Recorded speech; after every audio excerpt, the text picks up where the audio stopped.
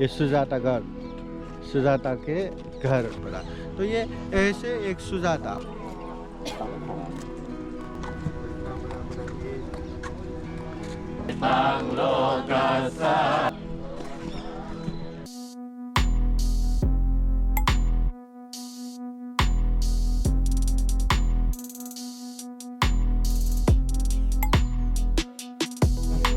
अभी हम आए हैं ये सुजाता के घर। ये है बुद्धगया परिसर के थोड़ा ही नज़दीक में है ये सुजाता घर।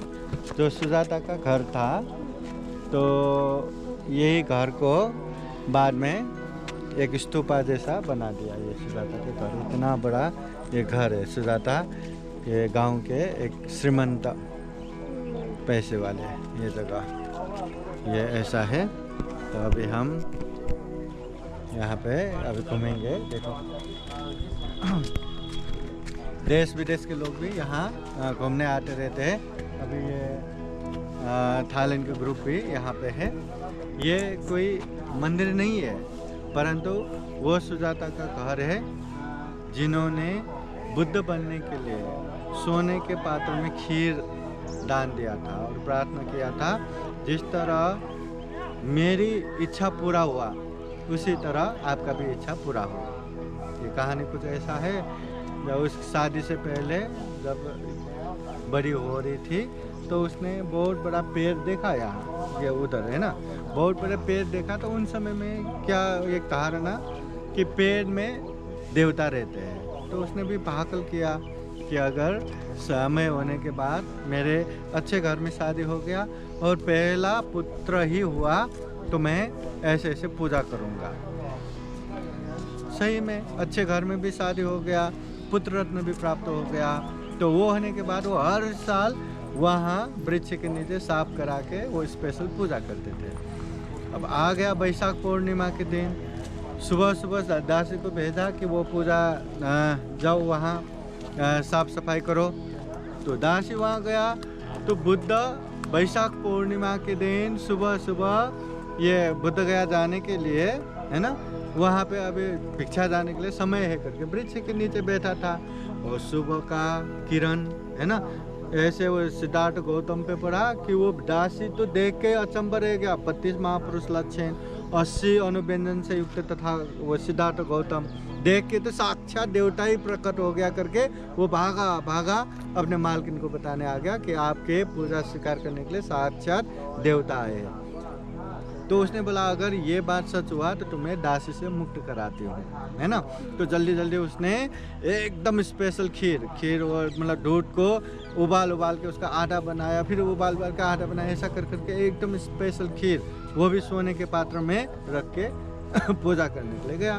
तो देखा सच में बुद्ध को ये सोने के पात्र में दान दिया। तो बुद्ध तो बने नहीं तो देखता रहा अब क्या करेंगे, पात्र सोने के पात्र कौन लेगा। तो सुजाता बोलते हैं कि हे देव मैं ये सोने के पात्र के साथ ही आपको ये दान दे रहा हूँ, ग्रहण कीजिए। तब जाके उन्होंने ग्रहण किया। ग्रहण करके वह सुजाता ने प्रार्थना किया कि जिस तरह मेरा इच्छा परिपूर्ण हुआ, भाकल परिपूर्ण हुआ, उसी तरह आपका इच्छा भी परिपूर्ण हो करके पूजा करके वो चले गए। और वो यही नदी के पास है ना सिद्धार्थ गौतम नहाया मस्त। वो 49 है ना निवाले करके वो खीर ग्रहण किया। और सोने के पात्र सन्यासी को क्या काम, तो उन्होंने नदी में उसको छोड़ा ये अधिष्ठान करते हुए कि अगर मैं ज्ञान प्राप्त करने वाला हूँ तो ये पात्र उल्टी दिशा में बहे, ऐसा अधिष्ठान करके छोड़ा। सच में वो पात्र उल्टी दिशा में बह गए। तो संतुष्ट होके धीरे धीरे चलता रहा। और थोड़ा आगे एक घासी जो घास काट के बेचने वाले वो मिला। उसने 8 मुट्ठी घास दान दिया। उसी को वहाँ बुद्ध गया के बोधि वृक्ष नीचे उसका ये आसन बना के फिर वज्रासन में बैठा। जब तक मैं ज्ञान प्राप्त नहीं करूँगा तब तक मेरा पूरा रक्त सूख जाए, मांस गल जाए, मर जाऊँ फिर भी नहीं उठूँगा करके आसन में बैठे और उसी रात को उनको बोधि ज्ञान प्राप्त हुआ। तो सुजाता ने जो सोने के पात्र में खीर दान दिया 49 निवाले में खाए, और 49 बोले तो 7 है ना। तो 49 डेज तक उन्होंने बुद्ध बनने के बाद भी उन्होंने कुछ भी खाना नहीं खाया। बुद्ध बनने के बाद 49 डेज तक उन्होंने कुछ भी नहीं खाया। 7 हफ्ते तक, एक हफ्ता उन्होंने जो बिताया था ना, कुछ भी उन्होंने खाना नहीं खाया था। तो वो 49 डेज वहाँ उन्होंने कुछ भी खाना खाया बिना वहाँ पे रहे बुद्ध बनने के बाद भी। और ये सुजाता ने जो सोने के पात्र में खीर दान दिया वो 49 निवाले में खाना खाया था। और ऐसा भी कहा जाता एक निवाला एक दिन का हो गया। परंतु बुद्ध बनने के बाद इतना ऊर्जा आता है कि उसके ज़रूरत भी नहीं पड़ा। तो ये ऐसे एक सुजाता, और उसके बाद भी सुजाता ऐसे है वाराणसी के बहुत श्रीमंत परिवार के ये लड़की, मतलब वहाँ पे उसका शादी हो गया था, है ना। तो उसका शादी हो गया तो उनके पुत्र बहुत ऐशो आराम के साथ रखा था। ये सब गर्म समय में बैठने की महल, ठंडी समय में बैठने की महल, बरसात समय में बैठने की महल, और अनेक सुख सुविधा। तो रात को ही भाग गए तो बुद्ध के पास गया, ओहो भय ओहो उपद्रव। तो बुद्ध ने फिर यहाँ भय नहीं या उपद्रव नहीं, आओ। तो उसको उपदेश देते हैं। तो उपदेश सुन के श्रोतापति फल। उसके पिताजी ढूंढते ढूंढते वहाँ आते हैं तो पुत्र नहीं देखते, बुद्ध से पूछते हैं तो यहीं बैठो दिख जाएगा। तो वहाँ उपदेश सुनते सुनते वो भी श्रोतापति फल, और वही उपदेश यश कुमार सुनते सुनते अरंत। तो फिर वो भिक्षु दीक्षा लेते हैं। फिर अगले दिन का घर में बुलाते हैं।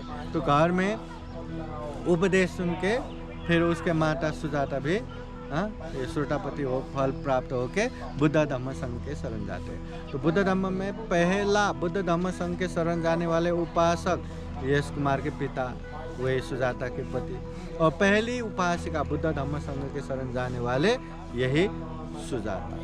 तो ऐसे मतलब उपासिका भी बन सकते हैं। हाँ, एकदम श्रद्धावान उपासक उपासिका, है ना।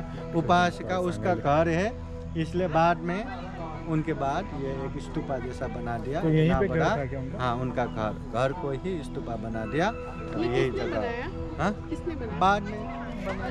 हाँ, अब ये जगह आइए एक बार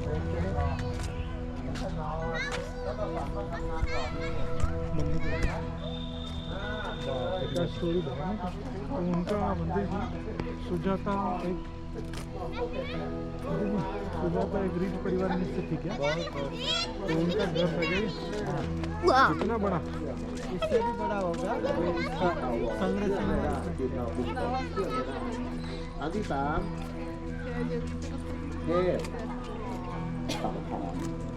อันนี้เชื่อครึ่งหนึ่งไม่เชื่อครึ่งหนึ่งอย่าเชื่อหมดเพราะวันหนึ่งบางทีเราเดินไป थाईलैंड के लोग ไปเหยียบสิ่งที่เขาหวงแหน इसके विषय में बता रहे हैं। อาจจะเป็นลูก आइए हम เทว एक ดา बार घूमेंगे।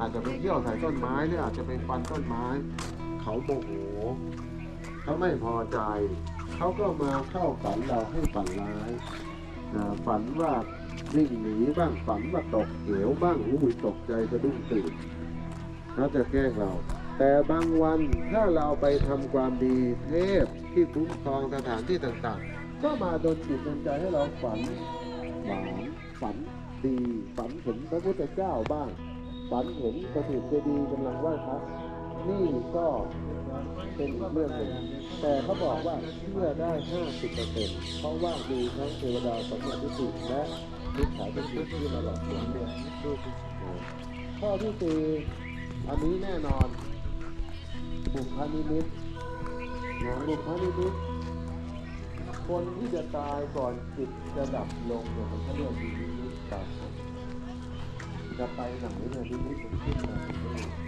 คนเคยทอดกระถิ่นไว้ก็ให้ยาที่มิตก่อนจะทำบุญแล้ว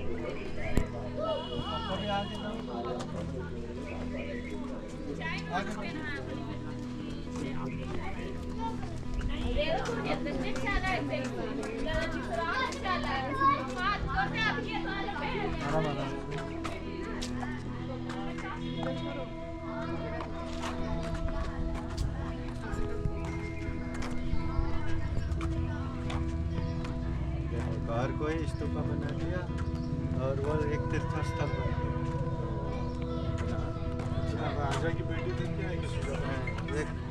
एक गांव के श्रीमंत मेरे जैसे गाँव एक सुंदर मूवी ये आना चाहिए। हाँ। हे लोकांनंतर जमीन हाणली असं म्हणजे खूप मोठा महल असेल ना? और नदी इसके बाजू में ही है। हाँ। सोन्याच्या पात्रामध्ये उधर भी लिखा है।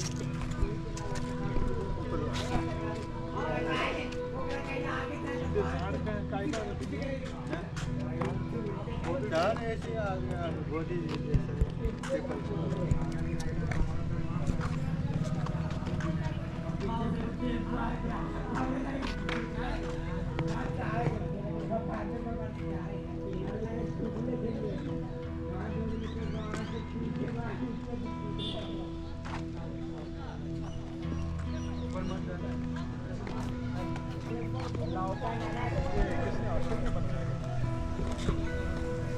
उत्खनन किया ना, गवर्नमेंट ने उत्खनन किया।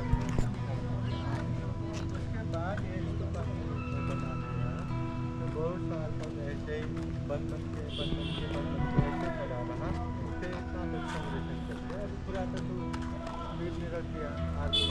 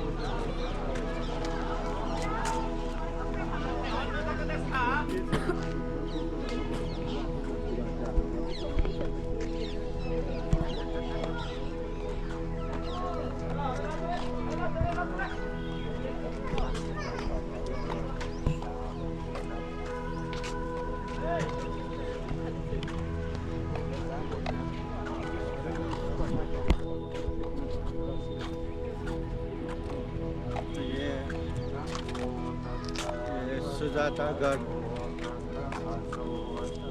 सुजाता स्तूपा भी कहते हैं। सुजाता का जो घर है उसी को ही स्तूपा बना दिया।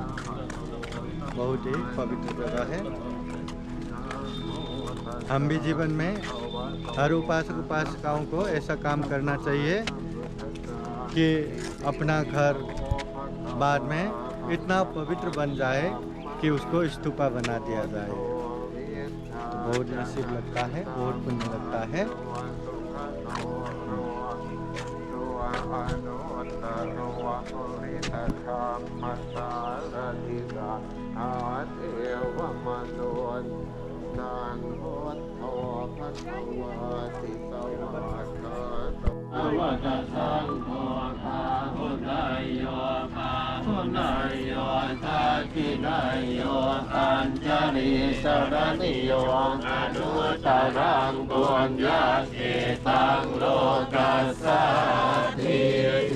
ปิโสภะคะวะอะระหังสัมมาสัมพุทโธสัจจรณะสัมปันโนสุขโตโรจวิทูตโรปุริตธรรมสารถิพาเทวมนุษย์ स्तूप पर चढ़ना मना है, ऐसा लिखा है।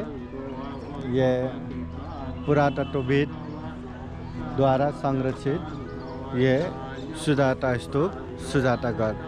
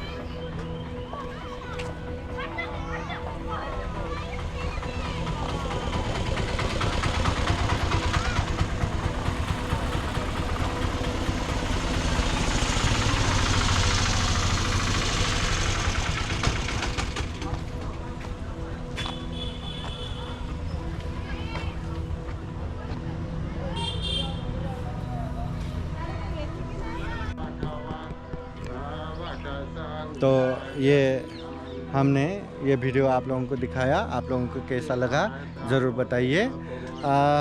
इसी तरह का वीडियो देखते रहने के लिए बुद्धा टीचिंग चैनल से जुड़े रहिए और चैनल का परिवार बनिए, सब्सक्राइब कीजिए और अपने लोगों को भी बताइए और जीवन में खूब पुण्य करे, खूब धम्म करे।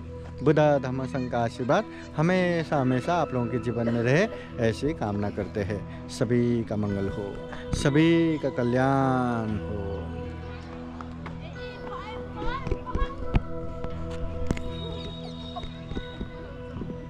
साधु साधु साधु। बुद्धं नमामि, बुद्ध को नमन करता हूँ। धम्मं नमामि, धम्म को नमन करता हूँ।